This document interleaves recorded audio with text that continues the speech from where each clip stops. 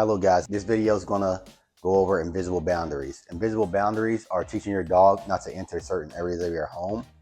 For our particular home, we don't allow the dogs behind the island in our kitchen for sanitation reasons, and also to make sure they don't pick up something while we're cooking that's harmful to them or toxic. And also we're not tripping over them if we're transporting hot objects or sharp objects around the kitchen. All right, the way to sustain invisible boundaries are: one, anticipating your dog's tendency to follow you into an area you don't want them into, and then two, using your body language, turning toward them, walking toward them, and giving them verbal cues to the command out and closing that space. They'll understand with your body language to give ground, and once they're beyond your boundary that you want them to be beyond and not come into, then you're just going to verbally reward in the beginning. And then over time, when your dog exercises the impulse control not to cross that boundary when you enter it, then once you exit it, I would reinforce physically with physical touch and verbal praise, or just with a treat, a high value reward.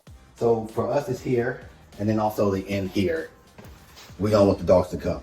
So in the event they do venture into this area, we're going to stop what we're doing, walk toward him or her, and tell them no, out, and walk toward them. They're naturally going to back up, and once they get beyond where you want them, you'll say yes. So we're verbally marking, letting them know that that's what I want from them. And then we'll venture back into that no-go zone, and in the event, we're keeping an eye on them. So if they follow, immediately no, out.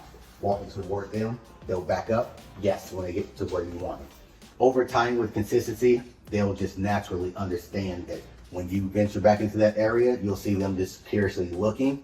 And then whenever you're pedaling around and then you're done and they're exercising impulse control, we want to just calmly go beyond that boundary, the girl, the boy, and reward it. Okay. All right. All right. So in this demonstration, the camera point of view is the dog. I'm the trainer or owner.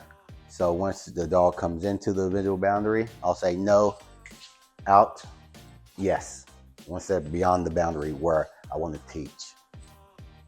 Verbally marking it once they recross that boundary, and tell them yes once they're at the appropriate distance, to let them know this is exactly what I want from you.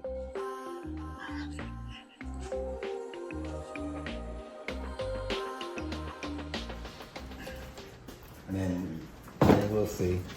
So if he tries to go, and you can see he's thinking about it, perfect.